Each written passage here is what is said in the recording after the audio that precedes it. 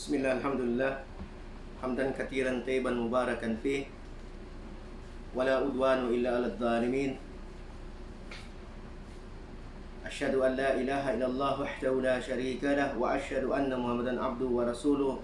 Salawatullahi wa salamu alaihi wa ala alihi wa sahbihi wasallam, amma ba'd. Assalamualaikum man ittaba al-huda. Papuri ay naupo lamang kay Allah subhanahu wa ta'ala. Pinupuri natin siya, pinapasalamatan sa mga biyayang ipinagkaloob sa atin. Ngayon po muli ay ikatatlong linggo ng ating pag-aaral tuwing Biyernes at Lunes. At ako ay nasa Biyernes na katoka. Inshallah sa susunod ay may iba naman ang tagapagsalita sa araw ng o sa buwan ng Biyernes. So alhamdulillah, tayo ay pasalamat kay Allah subhanahu wa ta'ala dahil muli tayong magkasama-sama sa isang oras na talakayan ng pag-aaral sa aral ng pananampalatayang Islam sa abot ng ating makakaya sa tulong ni Allah subhanahu wa ta'ala. Kaya din pinapasalamatan natin sa Allah subhanahu wa ta'ala sa lahat ng mga pinagkaloob niya sa atin na mga riski, mga biyaya. At sa ating mga kasamaan dito sa programang ito na wala ding sawa at walang kapagod-pagod na ang ating Amir, si Sheikh Saad Mawiyag, at ang ating pangalawang Amir sa programang ito ay si Daud Mesa. So muli mga kapatid, ay alam naman natin na ang ating programa o ating paksa ng nakaraan ay patungkol sa ang buhay ng tao pagkatapos ng kanyang kamatayan. At ngayon naman ay dadako naman tayo sa ating pangatlong paksain. Ito ay patungkol sa ang kamangha-mangha sa mananampalataya. Ano ba yung kamangha-mangha dito sa mga mananampalatayang Muslim? Bakit mayroong kamangha-mangha sa kanila? Opo mga kapatid, sa panampalatayang Islam, kamangha-mangha ang mga mananampalataya sapagkat tanging ang mga mananampalataya lamang sa Islam ang merong katangian na ganito. Ang katangian na kung saan ay wala sa iba. Kaya't sila ay merong pananampalataya na kamangha-mangha. Kaya sa ating mga kapatid sa panampalatayang Islam, sa mga bagong yakap sa Islam, sa mga dati ng una-una pang mga Muslim, ay ating pakinggan ang paksang ito sapagkat ang paksang ito ay naukol din ito para sa kabilang buhay. Opo, hindi naman para lamang sa mundong ito ang ating mga gawa, kundi ito ay para rin sa tinatawag na pangkabilang buhay. Pagkat ang kabilang buhay ay ito yung inihanda natin. Ang ating buhay sa mundong ito ay inihanda natin para sa kabilang buhay. Kaya't sa pamagitan ng mga aral na ito ay ating ginagawa dito sa mundong ito para tayo ay kasiyahan ni Allah subhanahu wa ta'ala sa kabilang buhay. So, tunay na si Allah subhanahu wa ta'ala pagkatapos niyang likain ang kamatayan at ang buhay, at ang buhay naman ng tao ay sa loob ng kanyang libingan, muling pagkabuhay, at siya'y namumuhay doon sa loob ng kanyang libingan, either siya ay mananampalataya o siya ay hindi mananampalataya. So, doon sa kabilang buhay ay merong tinatawag na gantimpala ang lahat ng mga pumanaw na. So, napakapalad ng mga mananampalatayang Muslim na kung saan sila ay inabutan ng kamatayan na sila ay mananampalataya. Sapagkat sabi nga ng ating Panginoong Diyos na si Allah na kullu nafsin da'ikatul maut. Lahat ng may buhay ay makakatikim ng kamatayan. At pagkatapos yun, sabi niya, "Wanabluwakum bisyai'in wa khairi." At susubukan ko kayo ng mabuti at ng masama. "Wa ilayna turja'un." At sa kanya tayo muling magbabalik. So pagkatapos ng lahat ng buhay ng tao sa mundong ito, na siya ay makakatikim ng kamatayan, at pagkatapos ng kanyang kamatayan, babalik siya, ibig sabihin, ang buhay niya sa mundong ito ay susubukan ni Allah ng mabuti at masama. So, susubukan ni Allah ng mabuti at masama, kaya yung pagkalikha sa'yo, dapat alam mo na yung sinabi ni Allah sa atin na siya ang melikha ng kamatayan at buhay upang subukin kung sino sa inyo ang mainam sa gawa. So, sino ang mainam sa atin sa gawa? Then si Allah, sinabi niya, lahat ng may buhay makakatikim ng kamatayan. Reminder sa atin na kahit pa ilang taon ka na sa mundong ito, kahit ano pa ang naabot mo, kahit ano pang kaganapan ang ginawa mo, kahit na ikaw pa ay maging tanyag, kahit na ikaw ay maging mabuti, kahit na ikaw ay minahal, kahit na ikaw ay nag-iisa, kahit na ikaw ay tinatakwil o ano pa man, lahat ng yan ay makakatikim ng kamatayan. Lahat ay makakatikim ng kamatayan. So bago ka abutan ng kamatayan, susubukan ka ni Allah ng mabuti at masama. Ay dapat alam mo kung ano yung dapat mong gawin na mabuti. Opo. Paano? Ang kabutihan ng gagawin mo ay dapat naukol sa gawain ng isang mananampalataya. Mananampalatayang nasa tuwid na pananampalataya. At sinusunod niya ang pamamaraan ng propeta. Nang huling sugong si Muhammad, sumananawa ang kapayapaan, at ganun din ng mga tinatawag na paliwanag ng kanyang mga kasamahan. Kung hindi natin maunawaan ang iba pang mga kaalaman, andyan ang kanyang mga kasama ng mga sahaba, ang mga sahabi. Gayon din, ang mga paliwanag ng ating mga tinatawag na mga iskolar, na mga ulama, na kung saan ay nagsunog ng kilay sa kanilang kaalaman, sa pag-aaral.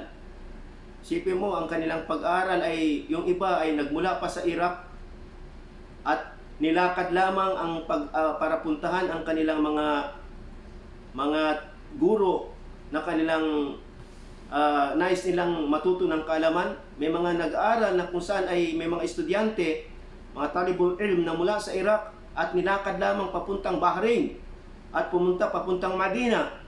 So ganun sila ang mga ulama natin na talagang nagsunog ng kilay at nakakaunawa ng totoong tunay na Islam. Sila yung mga ulama natin na mga kamangha-mangha ang kanilang pananampalataya. Opo. Dahil bukod sa sila ay nag-aral ng kaalaman, dala-dala nila ang mabuting pag-uugali nila. Dala-dala nila ang mabuting pag-uugali nila, at sila ay hindi nagmamataas, hindi sila nagmamayabang sa kanilang kaalaman, kahit na marami sa kanila ang mga tumutuligsa, ay hindi nila ito ginagantihan ng mga tinatawag na mga maanghang, mga masasakit na salita o pang-insulto. Ganito yung mga tunay na mga ulama, mga alim, mga maalam, mga kapatid sa pananampalatayang Islam. Sa panahon natin ngayon, ang ating mga tinatawag na kibarul ulama sa buong mundo, at lalong-lalo na dito sa gitnang silangan, sa tahanan ng Propeta Muhammad sallallahu alaihi wasallam, ay marami tayong mga kilalang ulama na kasalukuyang namumuhay pa sa panahon natin ngayon. Tulad ni Sheikh Saleh bin Uthaymin, Sheikh Saleh bin Pausan, at si As-Salimi. Marami pang mga iba't ibang mga ulama na kilala natin sa panahon natin, na kung saan ay tiyak ang ating unais mong magkaroon ng kaalaman at sigurado itong mga ating mga ulama dito sa Saudi Arabia na mga kilala, ay ito ang tiyak na siguradong kamangha-mangha ang kanilang pananampalataya. So, ito ang isa sa mga halimbawa ng kamangha-mangha na mga pananampalataya ng mga Muslim na kung saan ay nagsunog ng kanilang kilay at oras at lakas para iukol ang kanilang panahon sa landas ni Allah subhanahu wa ta'ala, mga kapatid sa pananampalatayang Islam. Kaya paano ba tayo magkaroon ng kamangha-mangha na pananampalataya kay Allah sa kabilang buhay? Opo, sa kabilang buhay, dahil pagkatapos ng buhay sa mundong ito, na tayo ay susubukan kung sino sa atin ang mainam sa gawa, sino ang may kamangha-mangha na pananampalataya, ay siya yung magtatagumpay sa kabilang buhay. Siya yung magtatagumpay sa kabilang buhay, mga kapatid sa pananampalatayang Islam. So, upang magkaroon ka ng kamangha-mangha na pananampalataya, ay dapat suungin mo ang pamamaraan ng mga tinatawag na tabi-tabiun, yung mga sumunod, mga estudyante ng mga sahaba at ang mga estudyante ng mga naging estudyante ng mga sahaba hanggang sa kapanahunan ngayon, upang makasama ka sa mga tinatawag na kamangha-mangha na mga mananampalataya. Na abutan ka man ng kamatayan, sa araw ng iyong muling pagkabuhay, sa araw na ikaw ay harap sa iyong Panginoon, na kung saan ang araw na yaon ay araw na pinapangambahan natin, yun ang araw na pinapangambahan natin, ang araw na tayo ay matatapos sa mundong ito at muling bubuhayin sa araw ng muling pagkabuhay. Opo. So, paano ka ba maging isang kamangha-mangha? Mapasama sa mga kamangha-mangha na mananampalataya, mga kapatid sa panampalatayang Islam. Sino ba yung mga kamangha-mangha? May mga tao na kung saan ay pinagmamalaki nila ang kanilang pananampalataya.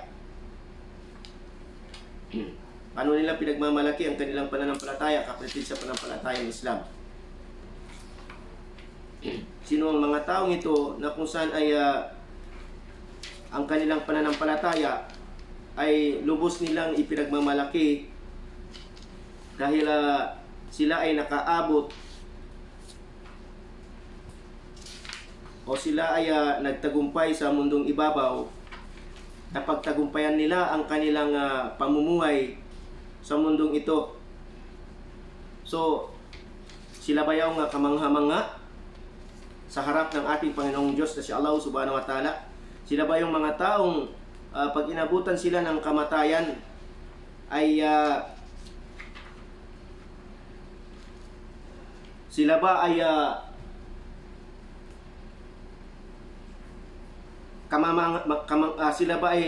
sila ba ay kalulugdan ni Allah subhanahu wa ta'ala?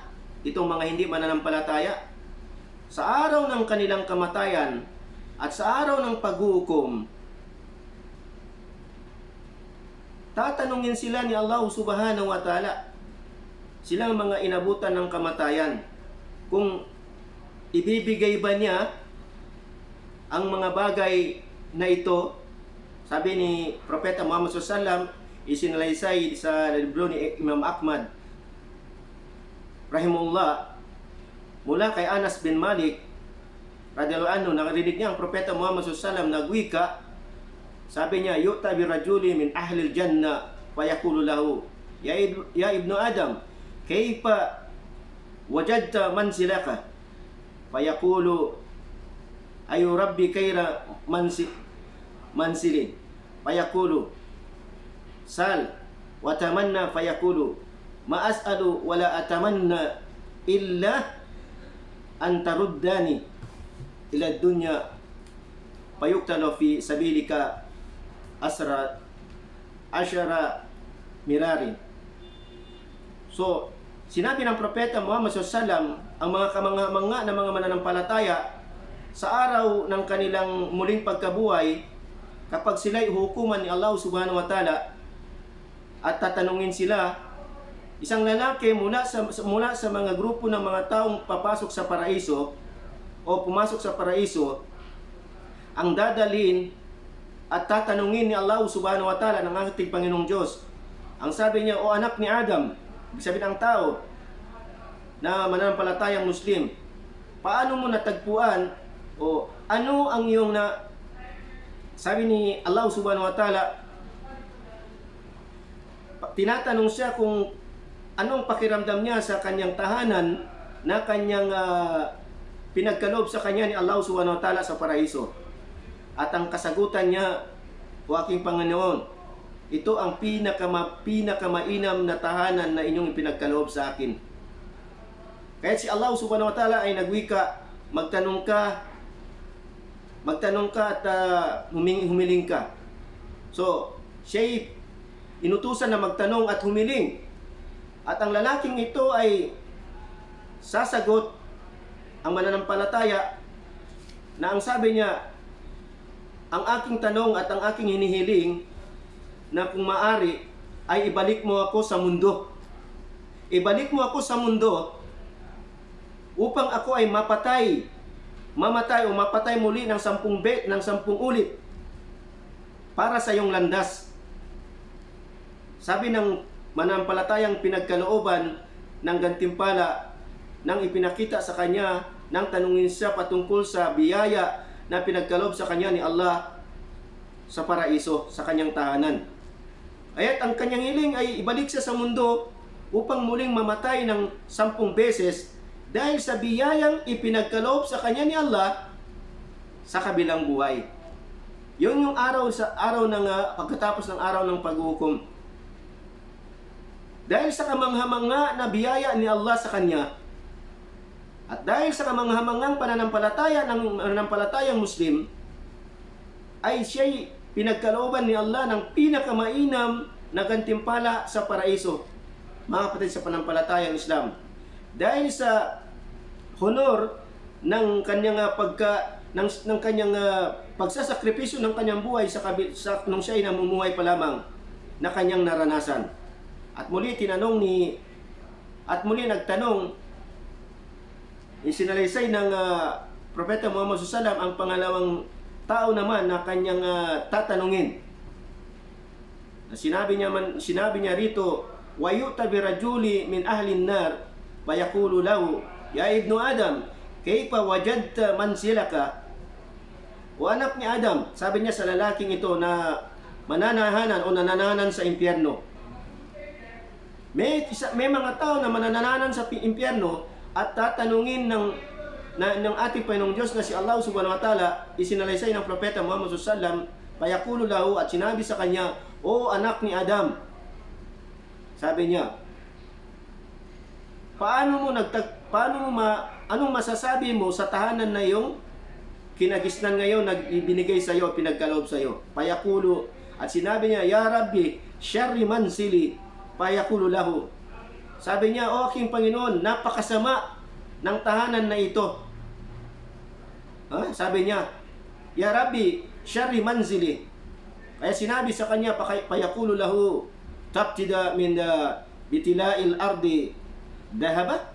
At sinabi sa kanya ni Allah subhanahu wa ta'ala, kung ikaw ba'y uutusan ko na magbigay ng ransom,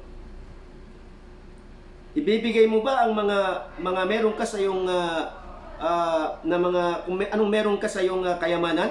Yun ang sabi ni Allah subhanahu wa ta'ala. Ang sagot ng lalaking ito, ang sagot niya, payakulu, ayu Rabbi, na'am. Opo Panginoon, sabi niya, ibibigay ko.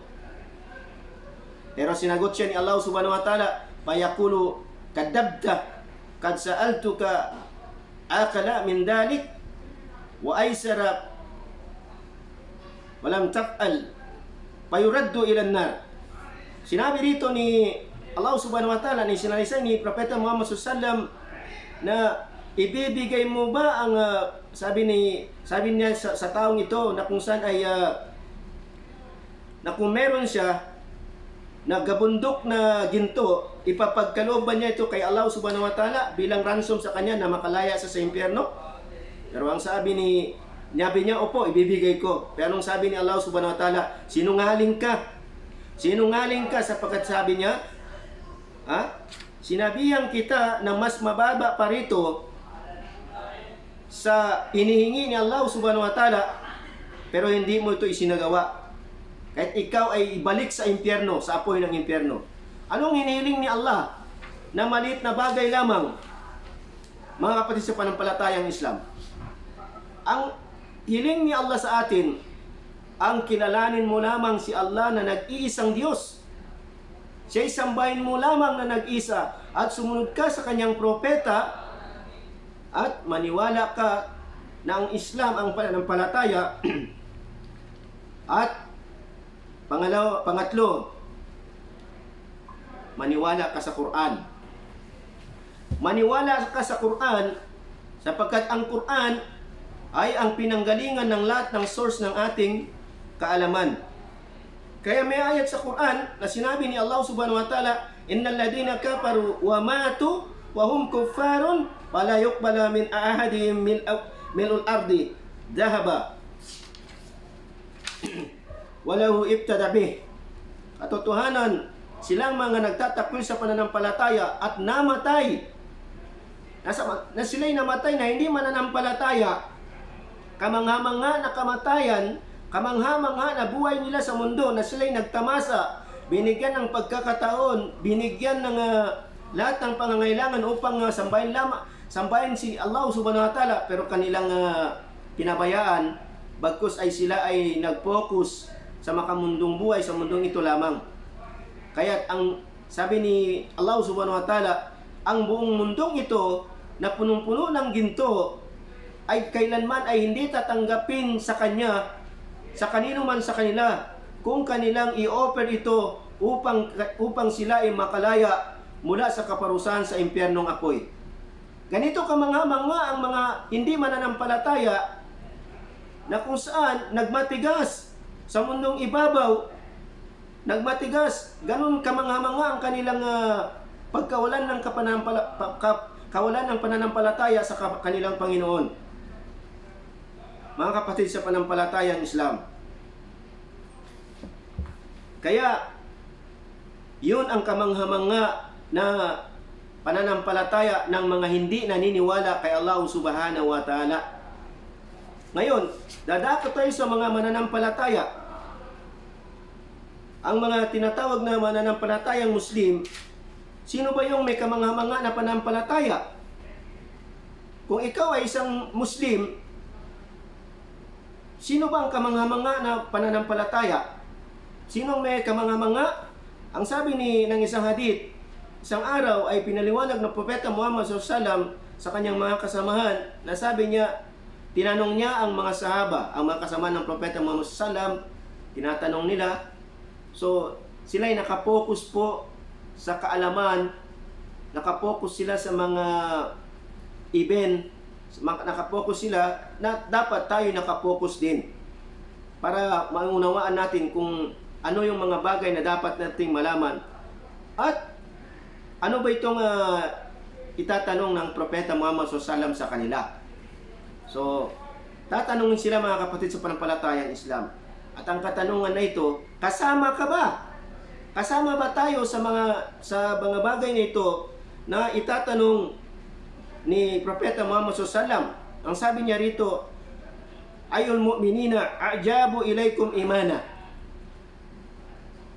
Winika ni Propeta Muhammad SAW, sino sa mga mananampalataya sa inyo ang merong kamangha-mangha na pananampalataya? Yun ang tanong ng Propeta Muhammad SAW sa kanyang mga sahaba. Ayul mu'minina a'jabu ilaikum imanan. Qalu, sumagot ang mga sahaba, al-malaika, ang mga anghel. Sinabi ng Propeta Muhammad SAW, qala, wa kayfa la yu'minuna wa hum inda rabbihim. Bakit hindi sila mananampalataya? Sila na samantalang kasama nila ang kanilang Panginoon. Sabi ni Allah subhanahu wa ta'ala sa mga sahaba, bakit hindi mananampalataya ang mga anghel samantala kasama nila ang Panginoon nila, na sila ay araw-araw sumasamba at nakakatanggap ng utos direkta sa kanilang Panginoong Diyos na si Allah subhanahu wa ta'ala. Wadkurul anbiya, at naalala ng mga sahaba, sabi nila, ang mga propeta, sila yung mga may kamangha-mangha na pananampalataya. Qal, wa kayfa la yu'minuna wal wa'yu yanzilu alayhim. At bakit hindi sila mananampalataya kay Allah subhanahu wa ta'ala ang mga tinatawag na mga anbiya, ang mga propeta, samantalang ibinabapat sa kanila ang kapahayagan, ang salita ni Allah. Paano hindi sila mananampalataya o kay Allah subhanahu wa ta'ala? Ayat kalu, nagsalita muli ang mga sahaba, panahnu, ya Rasulullah, kami, sabi niya, kami ang may kamanga-manga na pananampalataya. Qal, wa kayfa la tu'minuna wa ana baina adhurikum. Sinabi ni Propeta Muhammad SAW, at bakit hindi kayo mananampalataya, kayong mga kasamahan ko, ang mga sahaba? Samantalang ako ay nasa lipon ninyo, kasama ninyo, bakit hindi kayo mananampalataya? Kumbaga, bakit hindi ka mananampalataya? Nandiyan na mismo ang propeta. Kitang-kita na muna ang ebidensya. Kaya hindi ka pa ba mananampalataya sa kanya? Hindi ka pa ba mananampalataya? Qalu, at sinabi muli ng mga sahaba, Ya Rasulullah, paayun nasa ajabu imanan. Sino sa sangkatauhan, sino sa mga tao ang may kamangha-mangha na pananampalataya? Sinabi ng Propeta Muhammad SAW, qaumun yaji'una min ba'dikum yajiduna su'ufa yu'minuna bima fiha. Sinabi ni Propeta Muhammad SAW, sila yung mga taong darating, yaji'una, ibig sabihin mga taong pagkatapos ng mga sahaba ay may mga taong mananampalataya pagkatapos nila, sila'y mananampalataya sa Islam. Sabi ni Propeta Muhammad SAW, samantalang hindi nila nakita si Allah, hindi nila naabutan ang Propeta Muhammad SAW, hindi nila naabutan ang mga sahaba, ngunit sila ay may kamangha-mangha na pananampalataya. Sino yon? Ang naabutan lamang nila ay ang suhuf, ang Quran ni Allah subhanahu wa ta'ala. Nabasa nila ang Quran sa panahon natin, halimbawa, nabasa natin ang Quran, yu'minuna bima fiha, at sila'y nanampalataya dito kahit na Quran lamang ang kanilang naabutan. Allahu Akbar. Kamangha-mangha ang mananampalataya. Sapagkat bakit? Nang mabasa nila ang Quran, nalaman nila na ang tunay na Diyos ay si Allah lamang at walang iba, walang katambal, at kinilala nila ang mga propeta, at kinilala nila ang propetang panghuli na si Muhammad, sumananawang kapayapaan, sa pamamagitan ng Quran lamang. Yun lamang ang kanilang naabutan. Yu'minuna bima fiha, sila ay nanampalataya. Kaya sabi ni Propeta Muhammad SAW, sila yaong may kamangha-mangha na pananampalataya. Sino? Ang mga Muslim na hindi nakaabot, hindi naman sila anghel, hindi naman sila propeta, hindi rin sila mga disipulo o mga sahaba ng Propeta Muhammad SAW. Ngunit sila ay nanampalataya, bagamat Quran lamang ang kanilang naabutan. Mga kapatid sa panampalatayang Islam, sino ba ang tinutukoy dito? Silang mga nanampalataya mula noong panahon na wala ng Propeta Muhammad SAW at ang mga sahaba, ay yaong mga Muslim na hanggang ngayon, ikaw, tayo, na naniwala, nanampalataya, bagamat hindi natin nakikita, hindi natin naabutan ang Propeta Muhammad SAW, ngunit Quran lamang ang ating naabutan, pero tayo nanampalataya, ikaw yaong sinasabi ni Propeta Muhammad SAW na may kamangha-mangha na pananampalataya. May kamangha-mangha na pananampalataya. Dahil dun sa kamangha-mangha mong pananampalataya, na kung saan ay ang Quran ay iyong naabutan, ang Quran lamang ang iyong naabutan, ngunit ikay nanampalataya, kaya kamangha-mangha ang iyong pananampalataya, kapatid sa pananampalatayang Islam. Kamangha-mangha ang iyong pananampalataya.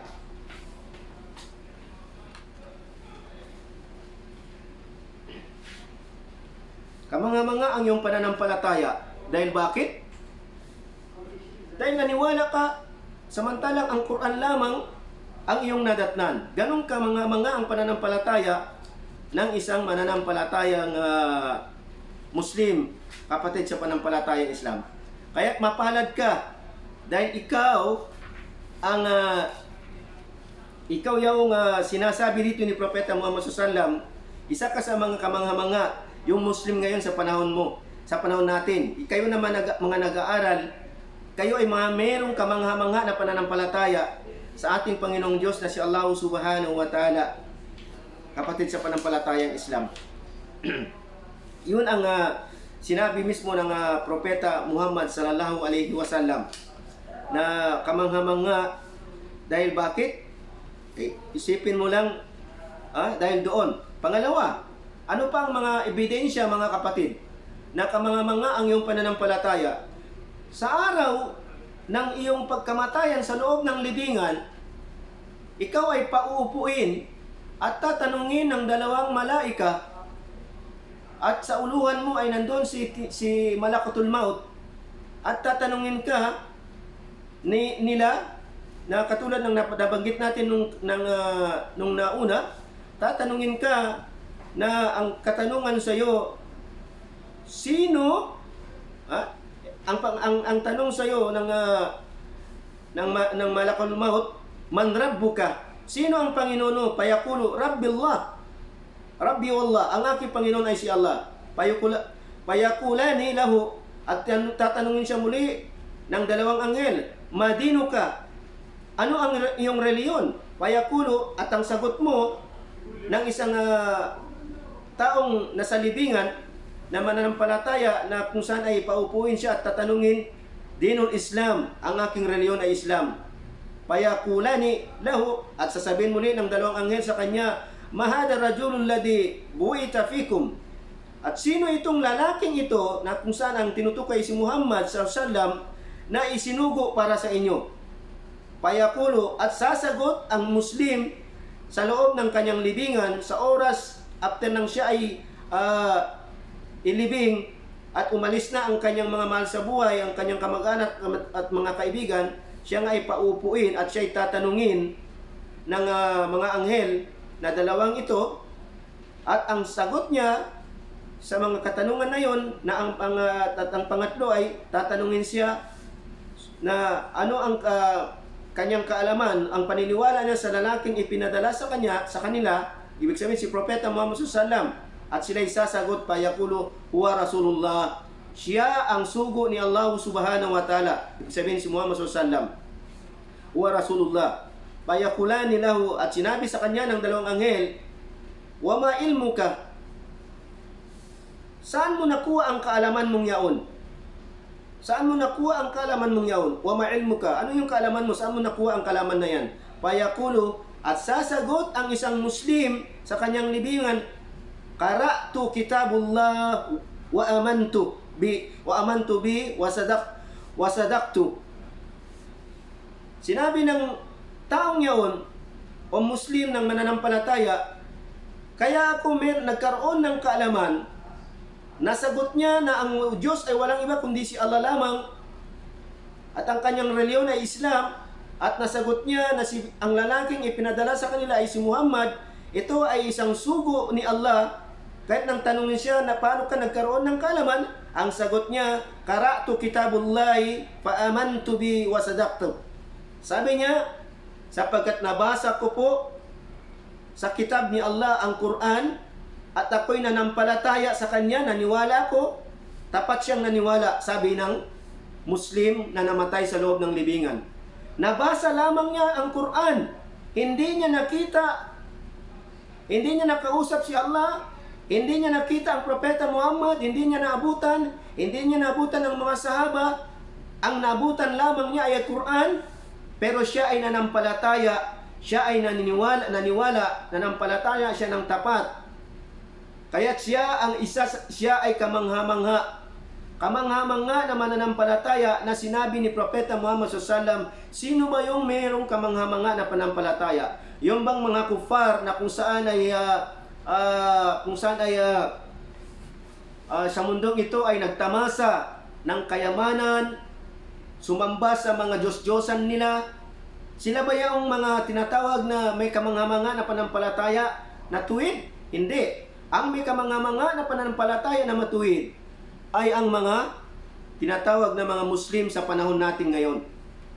Sapagkat sila ay naniwala, bagamat Quran lamang ang kanilang naabutan at nabasa. Iyan ay isa sa mga ebidensya na kung saan ang mismo sa loob ng libingan, sinagot ng isang taong namatay. Kaya sabi ng mga ulama sa atin, dapat sundan mo ang mga wala na. Ibig sabihin yung mga namatay na, ang kanilang mga aral, ang dapat nating susundan, hindi yung mga buhay. Yung mga buhay ngayon na mga Muslim, ay hindi yan. Yung mga nag-aaral sa sana, mga ulama kami, may mga nagpapakilala pa ng mga kurso nila, ako ay nakatapos, ako ay scholar. Nako, hindi po yan ang susundan natin. Kundi ang susundan natin yung mga namatay na. Mga namatay na naman ng mga Muslim, ano yung kanilang aral, anong kanilang buhay, ano ang kanilang ginawa nung sila namumuhay. Yun ang mga dapat nating gayahin, mga kapatid sa panampalatayang Islam.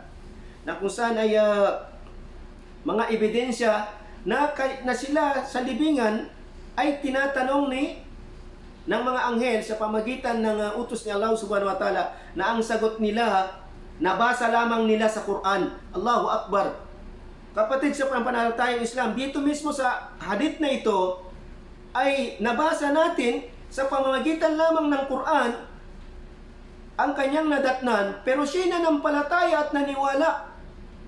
Allahu Akbar. Kaya anong sabi na may isang tinig na maririnig, payunadi munadi minas samai. At isang tinig ang kanilang narinig na nagsasabing mula sa kalangitan. Sabi niya, an sadaka abdi paabsiru min al-jannah wa albisu min al-jannah wabtu lahu baba ila al-jannah. Sinabi ang tinig na yon mula sa katastaasan, na sinabi niya, ang aking alipin ay nagsasabi ng buong katotohanan. Kaya't siya ay balutin ninyo ng pambalot mula sa paraiso. At siya ay damitan ninyo. Damitan nyo siya ng damit na mura din sa paraiso. At buksan nyo para sa kanya. Wabtahu lahu baba ila jannah, at buksan nyo ang pintuan ng paraiso para sa kanya. Allahu Akbar, mga kapatid sa panampalatayang Islam. Dahil lamang sa Quran. Kaya dapat lagi tayong magbasa ng Quran, lalo na kung hindi ka marunong magbasa hindi mo alam ang translation ng Arabic, pero marunong ka magbasa, basahin mo yung Arabic, then basahin mo yung translation, the nearest meaning ng translation ng Quran, para malaman mo ang mga kahulugan, ang mga niloloob ng Quran. Dahil tulad ng sinabi ng isang tinatanong sa loob ng libingan na, ibig sabihin, yun na ang tinatawag na talagang tunay na tinatawag na ebidensya na nagpatotoo na mula sa Quran lamang na nabasa ng isang manampalataya, yun lamang ang kanyang naabutan. Kaya't si Allah ay mismo ang nagtanggol sa mananampalatayang Muslim na namatay, na kung saan ay Quran lamang ang kanyang naabutan. Allahu Akbar, kamangha-mangha na panampalataya, mga kapatid sa panampalatayang Islam. Kaya advisean natin ang ating pamilya, ang ating mga asawa, ang ating mga anak, ang ating mga magulang, ang ating mga kapatid, ang ating kapanampalataya, magbasa po tayo ng Quran at alamin natin ang mga kahulugan. Dahil marami tayong malalaman dyan at magpapatatag ng ating pananampalataya, at tayo'y manampalataya ng tapat. Dahil pag tinanong tayo, wala tayong ibang masasagot kundi ang ating kaalaman na ating naunawaan ay nagmula sa Quran. Mga kapatid sa panampalatayang Islam, yan po ang pinakamainam na tinatawag na kamangha-mangha na pananampalataya ng Muslim, na kung saan ay inabutan ng kamatayan, ay si Allah mismo ang nagsabing siya'y kamangha-mangha. Muli, mga kapatid sa panampalatayang Islam, isa pa sa mga kamangha-mangha na na dahil sa kamangha-mangha na pananampalataya ng isang Muslim na nagsabuhay ng kanyang pananampalataya nung siya'y nabubuhay at siya'y inabutan ng kamatayan, ito pa ang sinabi ni Propeta Muhammad SAW dahil sa kamangha-mangha na pananampalataya ng isang Muslim na mananampalataya. Una, sinabi ni Imam Ahmad muli na nirecord niya mula kay Abu Sa'id Al-Khudri radhiyallahu anhu, isang lalaki ang nagtanong kay Propeta Muhammad SAW. Sabi sa kanya, tuba sa kanila na nakakita sa iyo at nanampalataya sa iyo. So tuba, ibig sabihin ng tuba, isang lugar sa paraiso o paraiso mismo ang gantimpala sa kanilang mga nakakita kay Propeta Muhammad SAW at sila'y nanampalataya kay Propeta Muhammad SAW. Ngunit sinabi ng Propeta Muhammad SAW, tuba limandraani wa amana bi wa tuba tumma tuba liman amana bi wa lam yarani. Sinabi ng Propeta Muhammad SAW, tuba, paraiso ang gantimpala sa kanilang nakakita sa akin at sila'y nanampalataya. So dahil sila ay nakakita kay Propeta Muhammad SAW, inabutan nila si Propeta Muhammad SAW, nakita nila, nakasama nila, kaya't ang gantimpala nila dahil sila'y nanampalataya ay paraiso, tuba. At sinabi pa ng Propeta Muhammad SAW na at tuba, gantimpala sa kanila ay, sabi niya, tuba at isa pang tuba at isa pang tuba. 3 beses niyang sinabi na ipinagkakaloob sa kanya na nanampalataya sa akin, bagamat hindi niya ako nakikita. Allahu Akbar! Yung nakakita kay Propeta Muhammad SAW at nanampalataya, ang gantimpala niya, mga kapatid sa panampalatayang Islam, ay paraiso. Pero yung hindi nakakita kay Propeta Muhammad SAW, hindi naabutan si Propeta Muhammad SAW, tulad ninyo sa panahon natin ngayon, pero kayo ay nanampalataya kay Propeta Muhammad SAW, naniwala kayo na siya ang sugo ni Allah, Rasulullah, kaya ang gantimpala sa inyo ay hindi lamang isang tuba, hindi lamang isa, kundi 3, tuba, wa tuba, wa tuba. 3 beses na gantimpala ng paraiso para sa inyo, sabi ni Propeta Muhammad SAW. Bakit? Liman amana bi walam yarawni. Sa sino mang nanampalataya sa akin, naniwala sa akin bilang propeta at sugo ni Allah, bagamat hindi nila ako nakikita. Yan po ang gantimpala na kamangha-mangha sa mga mananampalatayang Muslim na inabutan ng kamatayan, pero sila, nung sila'y nabubuhay, nanampalataya kay Allah subhanahu wa ta'ala ng tapat at sumunod sa pamamaraan ng Propeta Muhammad SAW, na kung saan ang gantimpala nila ay napakainam. Kaya nga, sa araw ng muling pagkabuhay, mga kapatid sa panampalatayang Islam, ang mananampalatayang Muslim ay sa araw ng kanyang merong mga Muslim na kung saan na nang sila inabutan ng kamatayan, mga kapatid sa panampalatayang Islam, na sila ay namatay na mga gumagawa ng kasalanan. Dahil binanggit nga ni Allah subhanahu wa ta'ala sa malaking Quran, sa suratul An-Nisa, verse 48, sabi niya, Innallah ayyushrika bi la yaghfiru wa yaghfiru ma duna dzalika liman yasha. Tunay na sino man ang maglagay ng katambal sa akin, kailanman hindi ko patatawarin. Ngunit pinapatawad ko ang anumang kasalanan na hindi umabot sa pagtatambal. Yan ang sinabi ni Allah subhanahu wa ta'ala.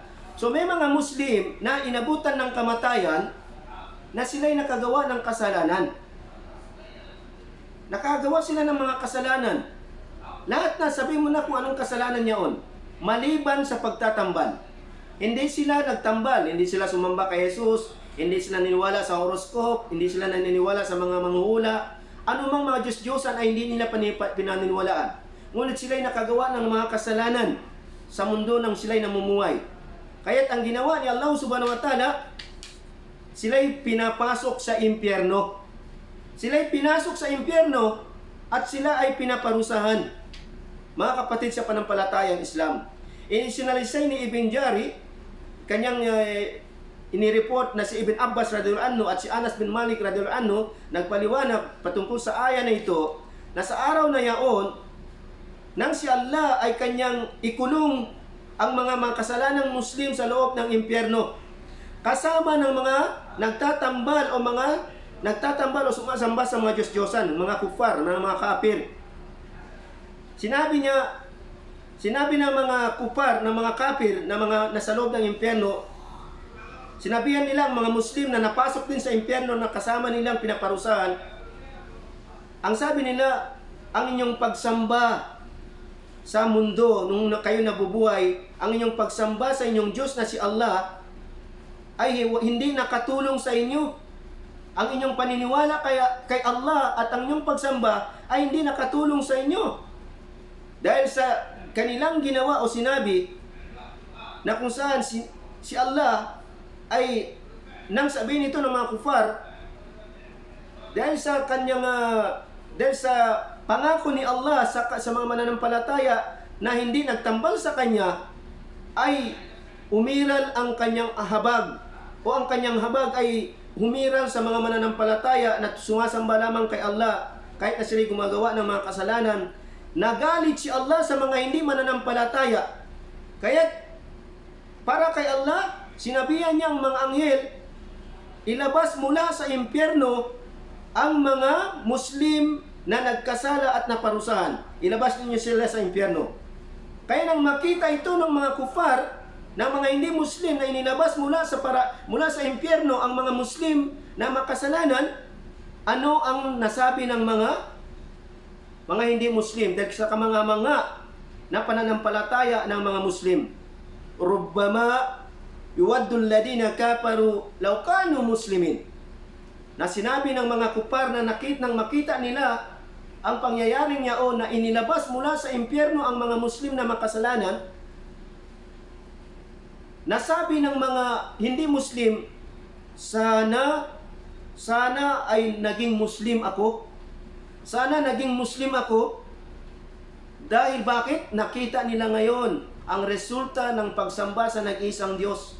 Kahit ang makasalanang Muslim ay makakalaya mula sa impyerno pagkatapos silang parusahan ni Allah subhanahu wa ta'ala. Kaya mga kapatid sa panampalatayang Islam, yun ang dahilan. Ano yun ang dahilan?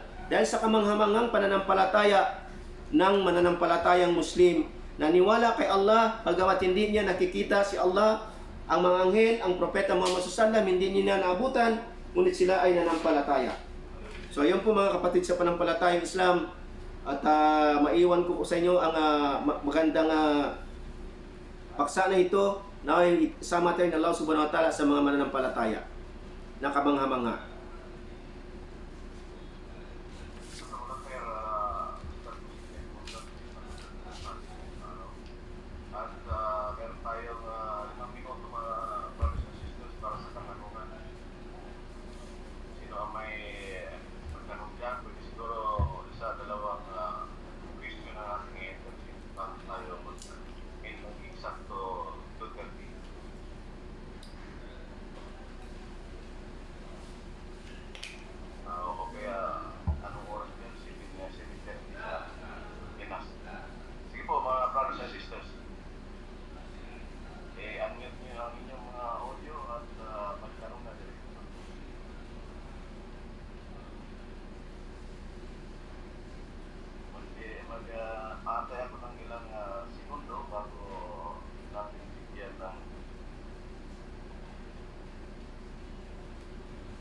Brothers and sisters, mayroong magtatanong o wala?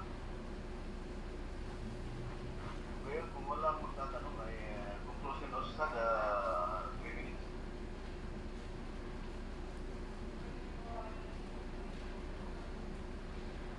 Hanggang naintindihan nila lahat ng kaya Ustad, payo na lang.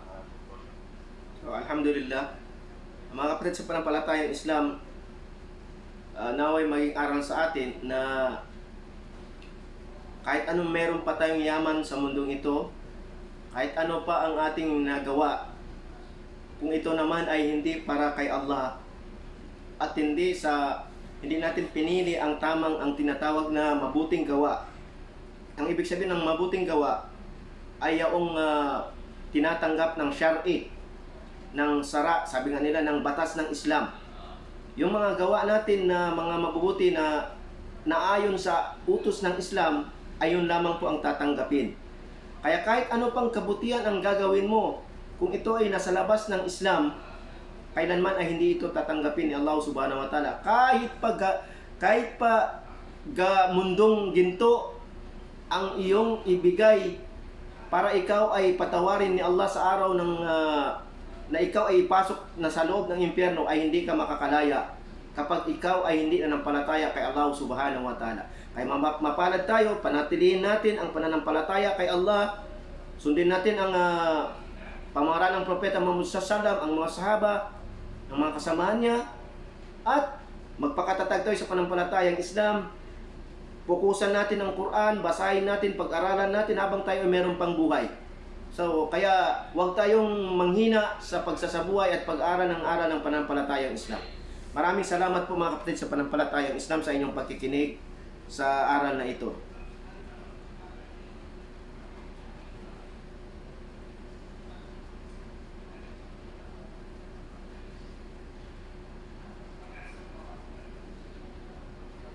Hindi ka namin hindi marinig.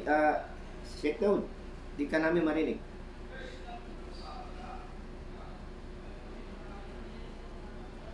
Kamula kay Ustad, Yun. ang topic sa araw na ito. Nawa ay magpatuloy ang pagbibigay mo ng mga kaalaman namin at sa mga brothers and sisters na patuloy na mati sa atin, at nawa ay mayroon tayong pulot na kaalaman, mga brothers and sisters, at maging sa ating buhay ay sa buhay po natin ang ating mga naririnig na anak sa ating mga friends. So, yan po natatapos ang ating pag-aaral o ating Zoom meeting sa araw na ito. At nawa, next Friday, magkita-kita tayo. Sana tayo magsama ng maging sa ating limuhang pag-aaral sa Zoom.